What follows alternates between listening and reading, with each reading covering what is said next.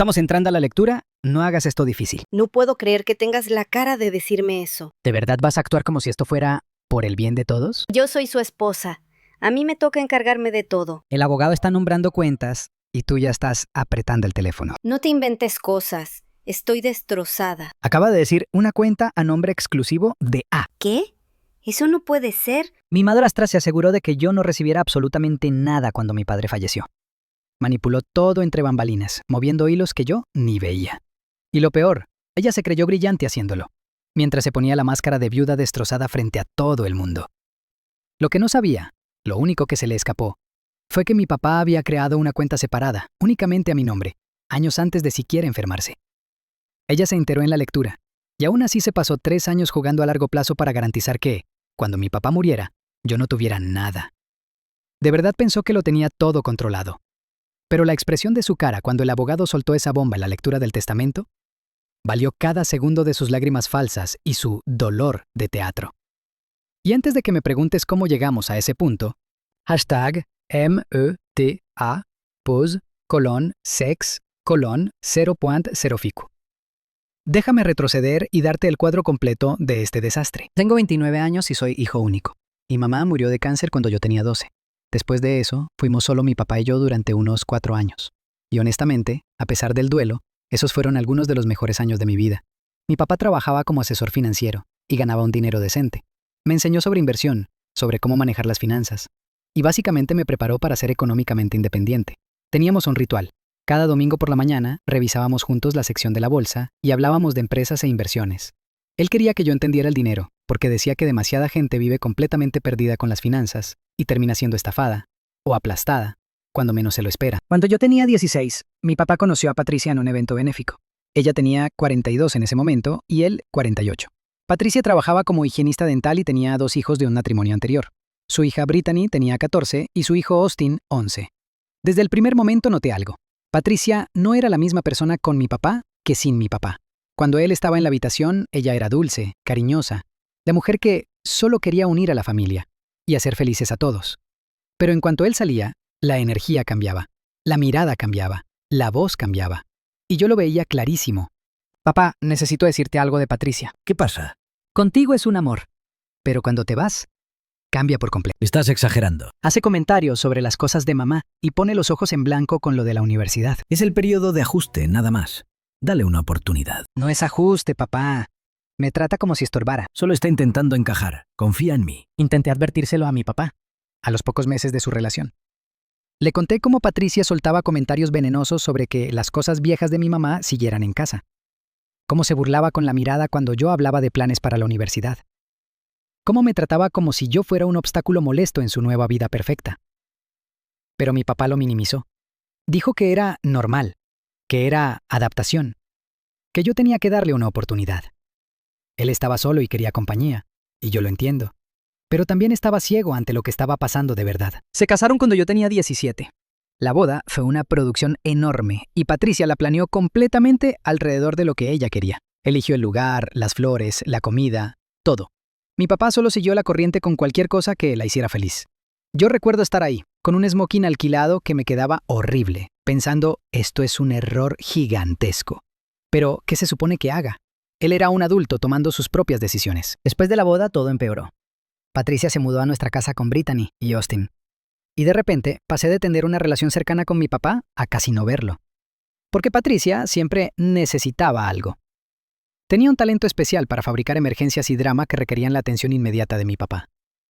Brittany necesitaba ayuda con la tarea. Austin tenía que ser llevado a entrenar. El grifo de la cocina estaba goteando. El coche hacía un ruido raro. Siempre había algo. Siempre. Y cada algo arrancaba a mi papá de nuestra rutina de los domingos por la mañana. En menos de 6 meses, Patricia convenció a mi papá de poner los 2 nombres en todas sus cuentas. Su argumento fue que necesitaba acceso para pagar facturas y manejar gastos del hogar, ya que ella administraba la casa. En la superficie sonaba lógico, pero en la práctica le dio visibilidad total y control total sobre las finanzas de mi papá. Ella sabía exactamente cuánto dinero tenía, dónde estaba y qué estaba haciendo con él. Me fui a la universidad a los 18 y fue un alivio, y a la vez algo aterrador. Alivio porque por fin me alejaba de los comentarios pasivo-agresivos constantes de Patricia. Aterrador porque sabía que ahora ella tendría a mi papá para ella sola, para manipularlo sin que yo estuviera cerca para señalar sus cosas.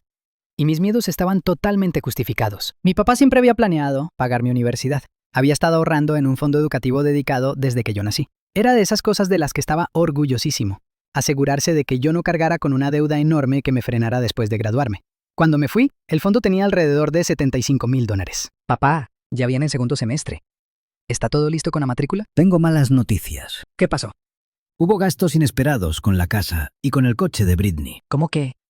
Pero existe el fondo de estudios, papá. Solo puedo cubrir la mitad esta vez. Entonces la otra mitad...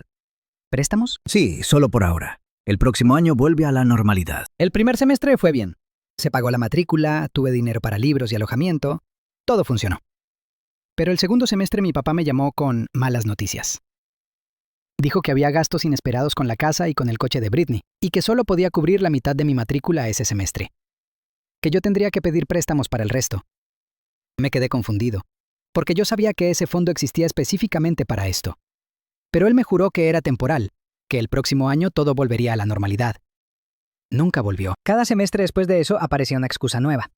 Austin necesitaba brackets, el techo necesitaba reemplazo, la base de la casa tenía grietas que requerían atención inmediata, el coche de Patricia se murió y necesitaba uno nuevo. Brittany también estaba empezando la universidad y necesitaba ayuda con los gastos. Siempre era algo. Siempre. Y mi fondo de educación seguía siendo saqueado para cubrir esas supuestas emergencias. Yo terminé pidiendo $38,000 en préstamos estudiantiles para poder terminar mi carrera. Mientras tanto, Brittany fue a una universidad privada carísima y de algún modo nunca tuvo que pedir un solo préstamo. Austin recibió una camioneta nueva por su cumpleaños número 16. Patricia se compró un SUV de lujo. La casa quedó completamente renovada. Electrodomésticos nuevos, pisos nuevos, una terraza. Pero para mi educación, aparentemente nunca había dinero. Intenté hablar con mi papá sobre esto varias veces. Pero se ponía a la defensiva y decía que yo no entendía lo caro que era mantener un hogar con una familia. Me recordaba que los hijos de Patricia ahora también eran su responsabilidad. Y que yo tenía que ser más comprensivo. Papá, ¿puedes hablar un minuto? Estoy en casa. Estoy bien. Pero necesito decirte algo. Me estás asustando. ¿Qué pasa? He tenido unos temas de salud. Me están haciendo pruebas. ¿Desde cuándo? No quiero que te preocupes, pero debes saberlo. Tu voz suena distinta. Dime la verdad. Solo ven en cuanto puedas, ¿sí? El hombre que me enseñó a planificar, a pensar a largo plazo y a tomar decisiones inteligentes con el dinero, de repente actuaba como si el dinero se hubiera evaporado. Como si desapareciera sin dejar rastro y sin que nadie tuviera que rendir cuentas. En ese momento yo no podía ponerle nombre a lo que estaba viendo, pero hoy lo entiendo con una claridad que me da rabia. Patricia estaba vaciando el fondo de estudios, metódica, paciente, sin prisa, y ese dinero terminaba en sus hijos, mientras lo mío salía de préstamos que yo tendría que devolver. Ella estaba construyendo un inicio de vida adulta sin deudas para Brittany y Austin, y a mí me estaba dejando el peso financiero encima. Y lo hacía de una forma tan bien montada que mi papá creía que estaba siendo un buen padrastro, un buen proveedor, un hombre responsable con toda la familia. Me gradué con mi título de contabilidad y conseguí trabajo en una firma decente. Empecé a pagar mis préstamos mientras vivía en un apartamento pequeño con 2 compañeros de piso. Y mientras yo contaba cada gasto, Brittany y Austin seguían en casa, sin pagar renta, yendo a estudiar, conduciendo coches bonitos, como si todo se les hubiera servido en bandeja de plata. ¿Ya salieron los resultados? Aún no. Están corriendo más pruebas. Me voy este fin de semana. Quiero estar ahí. No tienes que hacerlo. No quiero que cambies tu vida por esto. No es cambiar mi vida, es estar contigo. Solo mantente tranquilo. No puedo, papá. Tu voz no suena bien. El diagnóstico llegó con el golpe que ninguno quería recibir. Cáncer de páncreas. Etapa 3. El oncólogo explicó el plan con una frialdad que te parte por dentro. Quimioterapia agresiva. Posible cirugía si lograban reducir los tumores lo suficiente. Radiación. Y aún con todo eso, el pronóstico no era bueno. La tasa de supervivencia a 5 años era menor al 10%. Ese número se me quedó clavado. Como si fuera una sentencia escrita en la pared. Empecé a hacer el viaje de 3 horas a casa cada fin de semana para estar en las citas y ayudar en lo que pudiera. Esta enfermedad corre. Y cuando golpea, golpea con todo. Ver a mi papá durante el tratamiento fue brutal. Perdió peso rápido. La quimio lo dejó con náuseas constantes. Él siempre había sido fuerte, capaz, el tipo que arreglaba cualquier cosa. Y de pronto había días en los que ni siquiera podía levantarse de la cama. Patricia interpretó el papel de esposa devota perfecto. Para el mundo. Publicaba en redes sobre su camino y cómo estaban luchando juntos. Iba a las citas, le sostenía la mano en la sala de espera, sonreía con esa tristeza ensayada. Afuera, todos la veían como una mujer admirable, firme junto a su esposo. Pero yo veía otra cosa cuando se cerraba la puerta y solo quedábamos nosotros. Nadie entiende lo que yo estoy cargando. Estoy agotada de ser cuidadora. Esto no fue lo que yo firmé cuando me casé. Yo también tengo necesidades, ¿sabes? Y encima ahora todo es dinero, dinero, dinero. Además empezó a hablar de dinero, como si el cáncer viniera con un contador sonando de fondo. El tratamiento era caro, incluso con seguro. Mi papá recortó horas de trabajo. Entraba menos. Estaban usando ahorros para cubrir facturas médicas y gastos de la casa. Y Patricia se encargaba de que el estrés financiero se oyera en voz alta. Muchas veces frente a mi papá, justo cuando él intentaba dormir. Papá me dijo que fuera entre semana. ¿Qué pasa? Necesito hablar contigo de algo importante. No puede esperar. ¿Es por tu salud? Número. Es otra cosa. Voy saliendo. Y prométeme algo. ¿Qué? No se lo menciones a Patricia. Alrededor del cuarto mes, mi papá me pidió que fuera un día laboral. Me dijo que necesitaba hablar conmigo de algo importante, que no podía esperar al fin de semana. Pedí un día personal y manejé de vuelta esperando más malas noticias sobre su salud. Nos sentamos en su despacho, que se había vuelto su santuario durante el tratamiento. Patricia casi nunca entraba ahí, así que era de los pocos lugares donde él todavía podía tener privacidad. Mi papá se veía terrible, pálido, delgado, con un gorro tejido cubriéndole la cabeza por la caída del cabello. Pero sus ojos estaban claros, enfocados, como si por fin hubiera aire otra vez.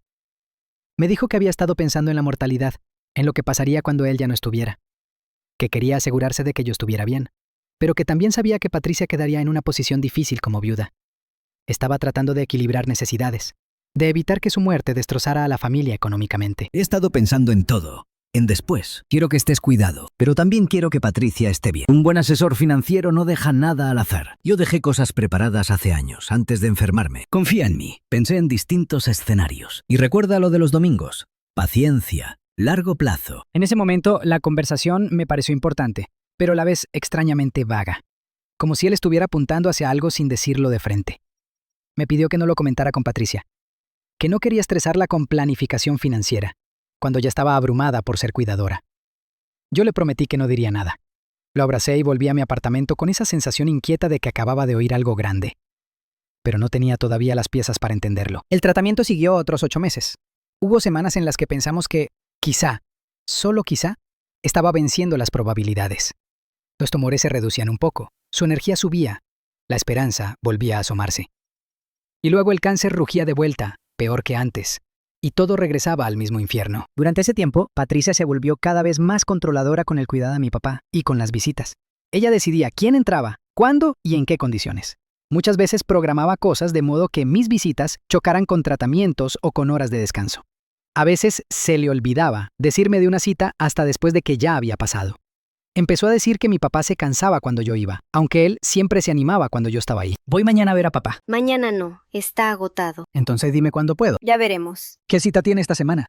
Quiero acompañar. Ya fuimos. Fue rápido. ¿Cómo que ya fueron y no me avisaste? Estoy manejando todo. No me añadas más. Brittany y Austin estaban ahí todo el tiempo. Y eso en sí no era el problema.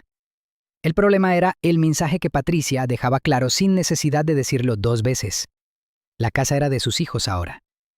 Habían tomado la sala con sus cosas. Austin convirtió el garaje en su espacio personal.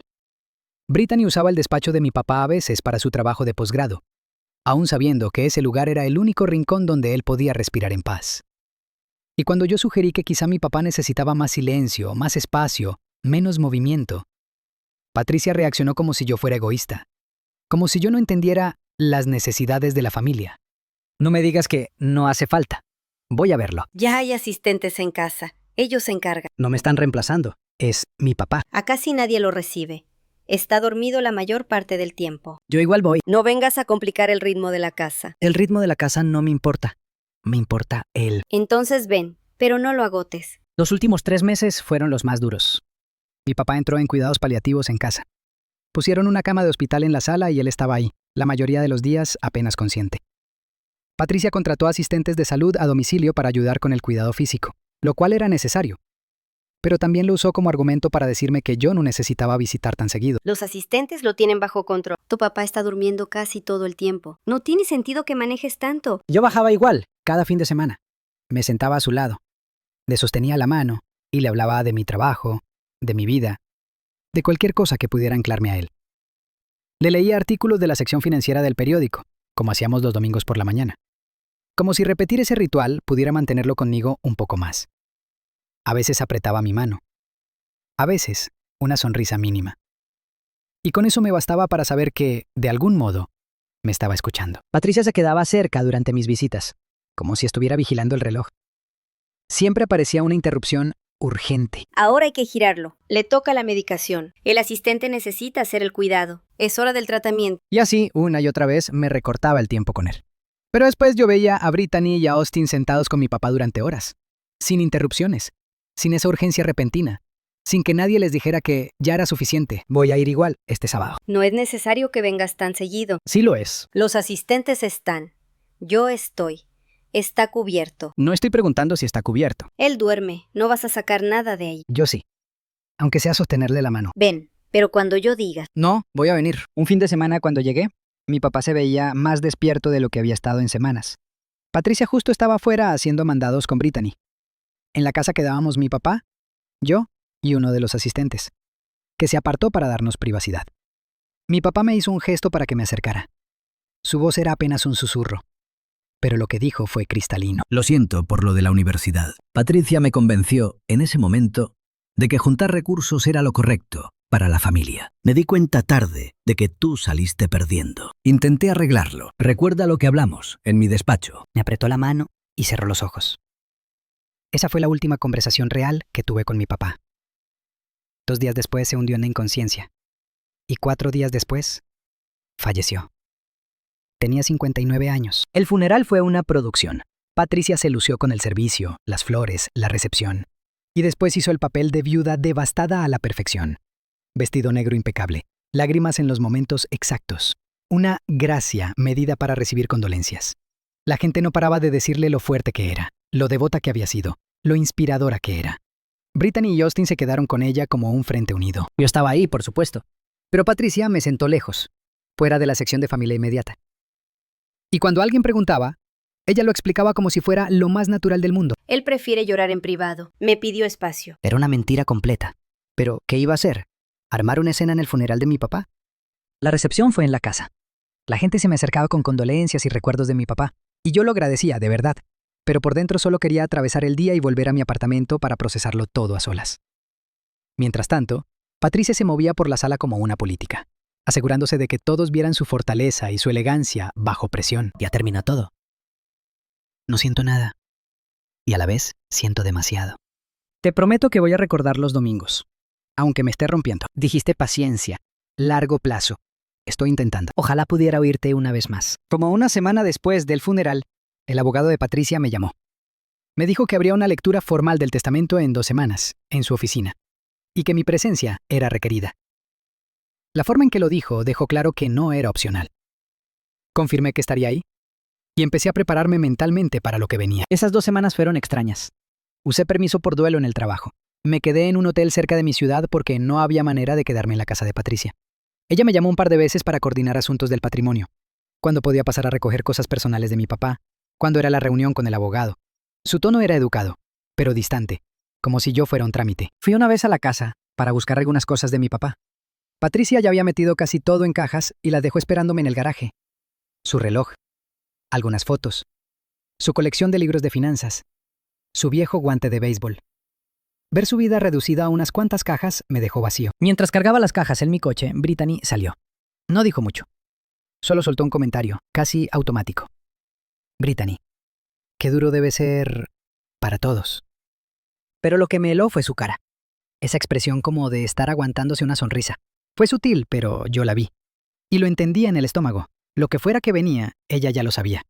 Y estaba disfrutando de que yo no. El día de la lectura del testamento por fin llegó. La oficina del abogado estaba en el centro, en uno de esos edificios antiguos que gritan dinero viejo y familias establecidas. Yo llegué 15 minutos antes, porque mi papá siempre me enseñó que la puntualidad importaba. Patricia llegó exactamente a tiempo con Brittany y Austin. Ella vestía un traje negro caro, impecable, la imagen perfecta de viuda exitosa. Brittany llevaba perlas. Austin, un traje que probablemente costaba más que mi renta.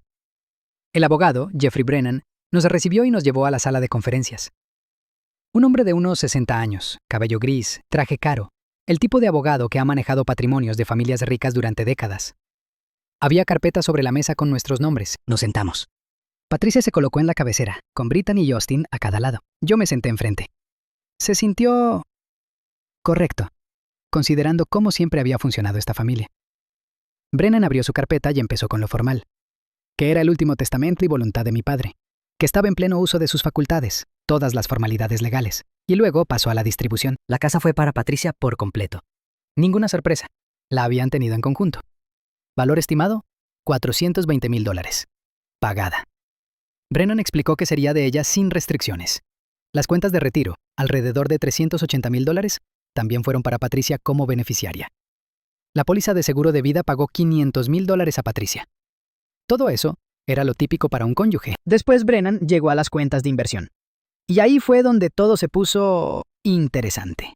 La cuenta principal de corretaje tenía alrededor de $240,000. El testamento especificaba que esa cuenta se dividiría en partes iguales entre Brittany y Austin. $120,000 para cada uno. Para dos graduados sin deudas que habían tenido todo en la vida, eso era dinero extra. Un empujón más para arrancar todavía más adelante. Yo hacía cuentas en la cabeza. Patricia acababa de heredar más de 1,3 millones en activos, entre la casa, los retiros y el seguro. Brittany y Austin recibían $120,000 cada uno. En total, 1,54 millones yendo hacia el lado de Patricia. Y entonces llegó mi parte. Brennan explicó que había una cuenta pequeña, con unos $15,000, para mí. Dijo que provenía de una cuenta de ahorro antigua que mi padre había mantenido. Y ya, $15,000. Sentía a Patricia y a sus hijos intentando no reaccionar, pero la satisfacción se les salía igual. Años de maniobras, de empujarme a los márgenes y posicionarse como la familia real. Les había salido perfecto. Yo había quedado con una cantidad simbólica, pero Brennan no había terminado. Cerró una carpeta y sacó otra, separada del resto. Una carpeta distinta, como si no formara parte del paquete normal de documentos del testamento. Así que ya está. $15,000 y se acabó. Exacto, eso es lo que te tocó. Brennan todavía no cerró la carpeta. Porque está alargando el drama. Está sacando otra carpeta. No hay otra. Sí la hay. Y tú lo estás viendo. No digas tonterías. Te está empezando a temblar la cara. Brennan me miró directamente y dijo que había un asunto adicional que debía abordarse. Que no formaba parte del testamento, pero sí era relevante para el patrimonio. Y en ese instante la sala se quedó tan quieta que me dolieron los oídos. Vi cómo la expresión de Patricia empezaba a cambiar, de esa satisfacción presumida a una preocupación confundida, como si de pronto algo se hubiera salido de su guión. Hay un punto adicional que debo tratar. No está incluido en el testamento, pero es relevante para el patrimonio. Explicó que hace 8 años, poco antes de que mi papá se casara con Patricia, mi papá había establecido una cuenta de inversión separada en otra firma de corretaje. Dijo que la cuenta estaba configurada como una cuenta de transferencia por fallecimiento, una cuenta TOD, con yo como único beneficiario. No se había mencionado en el testamento porque no era necesario. Una cuenta TOD evita la sucesión. Se transfiere directamente al beneficiario designado. El silencio se hizo más pesado. Yo vi a Patricia quedarse rígida, como si su cerebro estuviera intentando negar lo que acababa de oír. También vi cómo los dos hijos de Patricia dejaban de verse seguros, como si alguien les hubiera cambiado el piso bajo los pies. Ya no había esa calma de ganamos. Había confusión. Había miedo. Brennan siguió, con la misma calma impecable. Dijo que mi papá había financiado esa cuenta con $50,000 inicialmente y que había continuado haciendo aportes con los años. Que el dinero estaba invertido en una cartera diversificada de fondos indexados y que, con el tiempo, la cuenta había crecido de manera sustancial. Luego soltó la parte que, por como vi a Patricia reaccionar, era el verdadero golpe.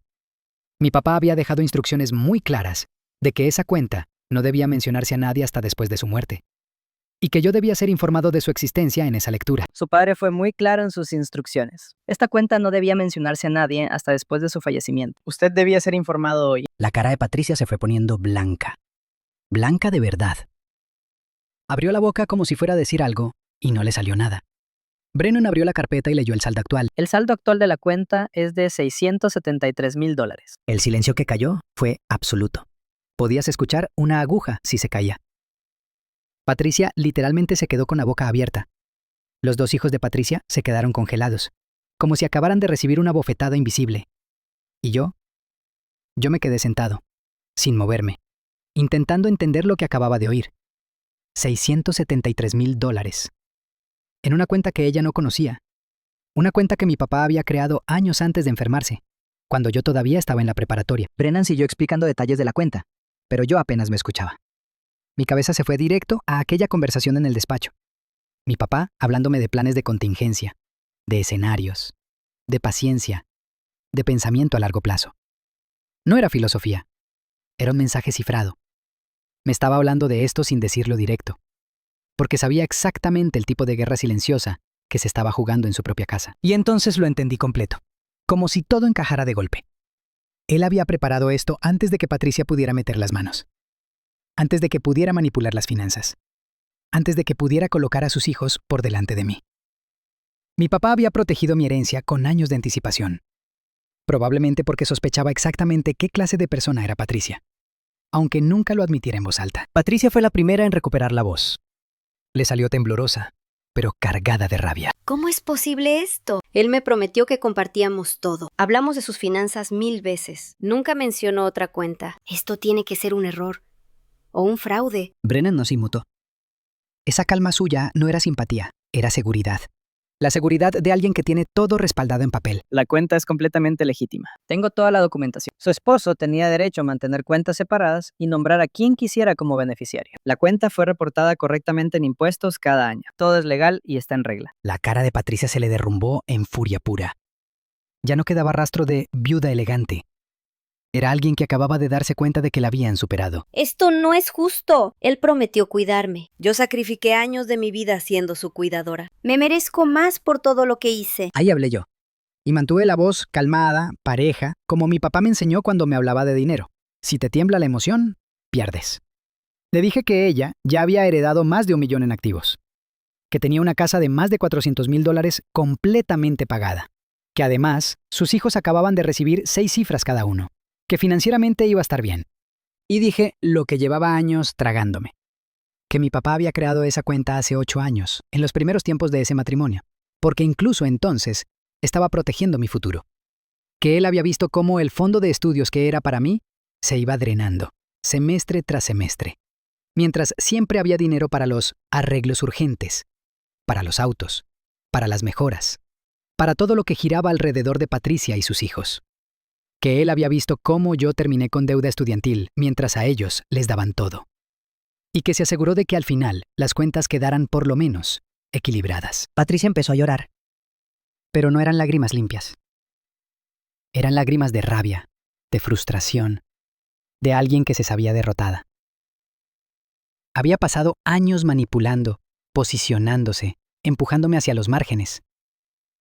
Y mi papá le había desarmado el plan entero en silencio, con una sola cuenta que ella nunca supo que existía. Uno de los hijos de Patricia intentó hablar de familia, de que eso debía compartirse, como si esa palabra pudiera borrar años enteros. Y la hipocresía me dejó helado. ¿Dónde estaba ese discurso cuando yo firmaba préstamos estudiantiles mientras ellos estudiaban sin deuda? ¿Dónde estaba el compartir cuando a uno le regalaron una camioneta nueva y yo seguía manejando un sedán de 15 años? Se acabó. Por mi parte, la reunión terminó. No, no has terminado nada. Sí. Ya terminé. Esto no se queda así. ¿Me oyes? No me vuelvas a hablar como si pudieras ordenar lo que va a pasar. Voy a impugnarlo. Voy a pelearlo. Haz lo que quieras. Tu padre no estaba en su sano juicio. Dije, con toda la calma que pude juntar, que para mí la reunión había terminado. Brennan confirmó que él se encargaría de todo el papeleo de la transferencia de la cuenta Todd y que se pondría en contacto conmigo directamente. Me levanté, le di las gracias y salí de esa sala de conferencias sin mirar atrás, sin regalarle a Patricia ni una sola mirada más. Mientras yo caminaba hacia la puerta, escuché a Patricia gritando a mi espalda que esto no había terminado, que lo iba a impugnar, que mi papá no estaba en su sano juicio. Y la voz de Brennan, igual de tranquila que siempre, le respondió sin subir el tono. Su esposo estaba plenamente competente cuando abrió la cuenta. No hay fundamentos para impugnarla. La cuenta TOD es del beneficiario designado. Legalmente es de A. Conduje directo a mi apartamento. 3 horas.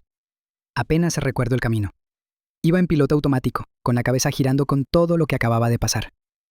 Cuando llegué, me senté en el sofá y me quedé mirando la pared. Probablemente 1 hora completa, intentando procesarlo. Ya estoy en casa.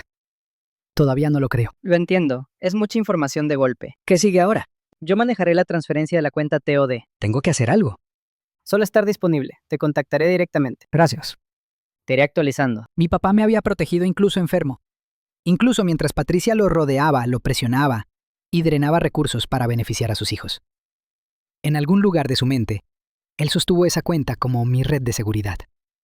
Recordó nuestras lecciones de los domingos: paciencia, largo plazo, no reaccionar con impulsos. Y confió en que yo lo entendería cuando llegara el momento. Los 15,000 del testamento eran la herencia obvia, la visible, la que Patricia conocía y aceptaba porque era una miseria comparada con lo que ella estaba llevándose. Yo podía ver perfectamente cómo eso le convenía. Que el testamento me dejara solo un gesto simbólico, algo tan pequeño que no molestara a nadie, mientras ella se quedaba con todo lo grande. Pero los 673,000 de la cuenta Todd, ese era el verdadero regalo de mi papá. Eso era él corrigiendo el daño del fondo educativo vaciado.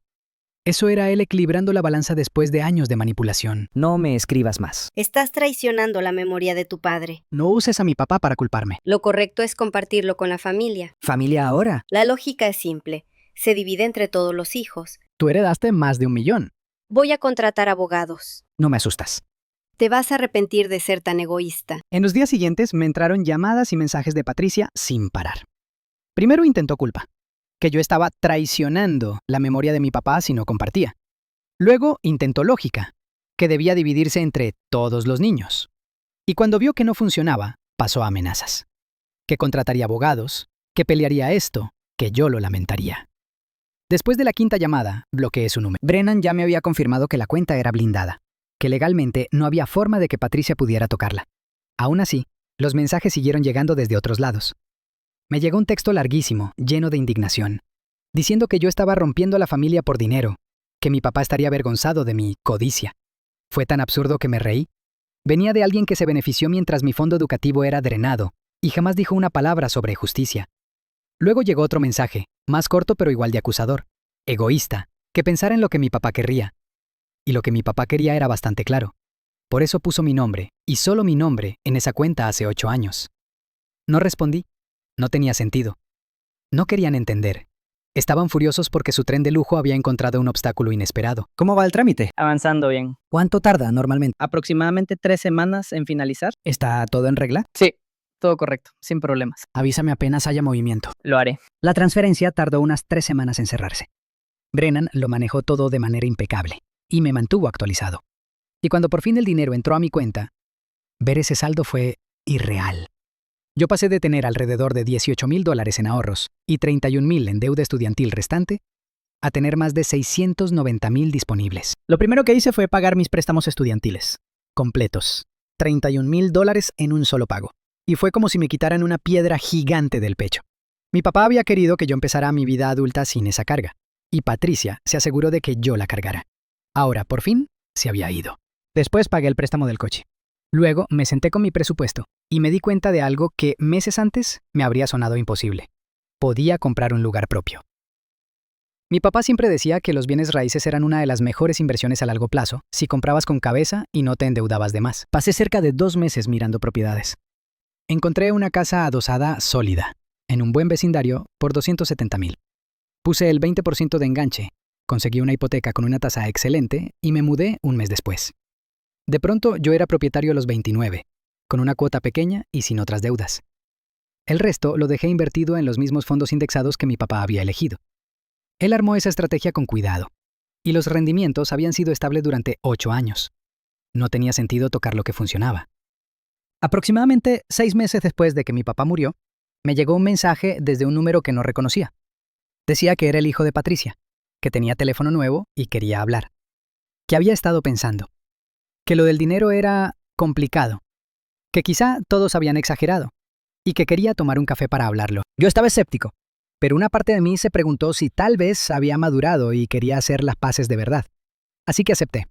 Quedamos en una cafetería cerca de mi nueva casa. Cuando llegó, se veía mal. Había subido de peso, tenía ojeras oscuras y se le notaba el estrés. La ropa arrugada y esa seguridad arrogante que siempre tenía ya no estaba. Hicimos la charla incómoda de rigor. El clima, el tráfico, cómo iba el trabajo. Y entonces soltó la verdadera razón del mensaje. Patricia ya se había gastado una parte enorme de la herencia. Se compró un coche nuevo de lujo, apenas cobró el seguro de vida. Un SUV ridículo de $90,000, porque se lo merecía por ser cuidadora. Después se fue a Italia 3 semanas con su hija, a un resort de 5 estrellas. Supuestamente porque estaba estresada por el posgrado y necesitaba descomprimirse. Luego hizo renovaciones grandes en la casa que no eran necesarias, arrancando cocinas y baños perfectamente funcionales solo porque quería un nuevo comienzo. También tomó malas decisiones de inversión por consejos de amigos y perdió dinero.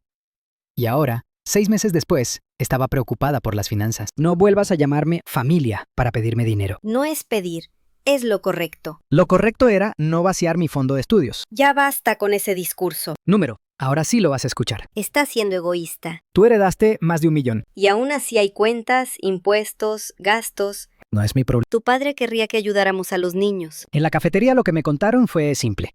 El dinero de Patricia no era tan libre como ella había creído. La cuenta de retiro que heredó tenía restricciones sobre cuánto podía retirar sin penalizaciones. La casa estaba pagada, sí, pero seguía teniendo impuestos de propiedad y costos de mantenimiento. Y Patricia, en cuanto murió mi papá, dejó su trabajo como higienista dental porque ya no necesitaba trabajar. Solo que su gasto iba muchísimo más rápido que el dinero realmente disponible. Además, la camioneta que uno de sus hijos tenía necesitó reparaciones grandes después de un choque, y el seguro no cubrió todo. De repente, su parte de la herencia se veía mucho más pequeña de lo que había imaginado. Y la otra hija de Patricia ya había quemado una buena parte de lo suyo y le estaba pidiendo más a su madre. Así que el discurso llegó con la cara más conveniente posible, que la familia necesitaba ayuda, que yo tenía que dar un paso al frente, que al final seguíamos siendo familia, que mi papá querría que nos apoyáramos. Yo lo dejé terminar. Cada frase, cada intento de venderme culpa como si fuera obligación. Y cuando se quedó sin aire, le hice una sola pregunta. La única que importaba. ¿Dónde estaba esa unidad familiar cuando yo estaba sacando préstamos estudiantiles, mientras él recibía una camioneta nueva? Intentó apartarse del golpe. Que era distinto. Que eso fue antes. Que ahora todo había cambiado. Y yo le dije que sí. Que había cambiado. Pero no a favor de ellos. Porque yo ya había aprendido exactamente qué tipo de familia había construido Patricia. Una donde sus hijos recibían todo y yo recibía migajas. Una donde la manipulación y el egoísmo eran premiados, mientras el esfuerzo real y la responsabilidad se castigaban. Mi papá lo vio también. Por eso protegió mi herencia lejos de sus manos. Se enojó. Me dijo que yo estaba siendo irrazonable. Que yo tenía mucho más dinero del que necesitaba mientras ellos luchaban. Que la familia ayuda a la familia. La sensación de derecho era alucinante. De verdad creían que yo les debía parte de mi herencia porque ellos administraron mal la suya. Yo me levanté y dije que la reunión se había terminado. Que no tenían ningún interés en financiar su estilo de vida ni en rescatarlos de malas decisiones financieras. Que ellos ya habían recibido más de $1 millón del patrimonio de mi papá y esa era su parte. Y lo mío era mío, algo configurado específicamente para mí, años antes de que Patricia y sus hijos entraran en la vida de mi padre. Mientras me iba, me lanzó insultos. Dijo que yo era igual que mi madre, frío y egoísta. Y eso me dio risa, porque él ni siquiera conoció a mi madre. Ella murió antes de que Patricia apareciera. Solo estaba tirando palabras a ver si alguna me dolía. No funcionó. Bloqueé ese número nuevo y volví a mi vida. Los meses siguientes fueron tranquilos. Me asenté en mi casa adosada, seguí trabajando, hice algunas mejoras. Abrí una cuenta de inversión aparte y seguí, sin desviarme, la estrategia de mi papá. Aportes regulares a fondos indexados, consistencia, paciencia, largo plazo. Otra vez, Sí, Patricia intentó impugnar la cuenta TOD de nuevo, ¿con qué argumento? que su padre no era mentalmente competente por los tratamientos. Pero la cuenta se abrió años antes de que se enfermara. Exactamente, por eso no avanzó. ¿Qué decidió el juez? Desestimó el caso en unos 15 minutos. ¿Y los costos? Patricia quedó responsable de los honorarios legales de ambos lados. En las fiestas me llegó el mensaje de Brennan. Patricia lo intentó otra vez. Gastó mucho dinero en abogados persiguiendo la idea de que mi papá no estaba en su sano juicio por los tratamientos del cáncer. Pero no tenía cómo sostenerlo. La cuenta se había establecido 7 años antes de que se enfermara. Y había documentación extensa de su competencia durante todo ese tiempo. El juez tiró el caso en unos 15 minutos. Y Patricia terminó pagando los gastos legales de ambos lados. Otra lección cara. No puedes manipular documentos legales solo porque te molesta perder. Más tarde me enteré por conocidos de la familia que Patricia terminó vendiendo la casa. La combinación de impuestos de propiedad, mantenimiento y su estilo de vida caro la volvió insostenible sin ingresos estables. Se compró un condominio más pequeño y regresó a trabajar medio tiempo como higienista dental. Una de sus hijas tuvo que abandonar el posgrado porque ya no podía pagarlo. Y su hijo estaba viviendo con ella y trabajando en una tienda. Todo el imperio que Patricia había construido sobre el dinero de mi papá se estaba cayendo. No por mala suerte, sino porque ninguno de ellos sabía manejar finanzas ni vivir dentro de sus posibilidades. Mientras tanto, yo recibí un ascenso en el trabajo. Empecé a salir con alguien que de verdad me aprecia y no viene con drama. Mi casa es perfecta para mí. Mis inversiones están creciendo de forma constante. Estoy encaminado a retirarme cómodamente. Las lecciones de mi papá sobre pensamiento a largo plazo y paciencia están funcionando exactamente como él decía en esas mañanas de domingo. A veces pienso, ¿qué habría pasado si mi papá no hubiera creado esa cuenta? Si el plan de Patricia hubiera funcionado y yo me hubiera quedado solo con esos $15,000, mientras su lado se quedaba con todo lo demás. Probablemente habría cargado deuda por años. Tal vez nunca habría comprado una casa. Tal vez me habría quedado atrapado en ese ciclo de sentirme como la oveja negra, el que no recibe nada mientras los demás prosperan. Pero mi papá lo supo. Incluso en los primeros días de su matrimonio con Patricia, cuando estaba solo y quería compañía, alguna parte de él reconoció lo que ella era. Vio cómo me trataba cuando él no estaba mirando.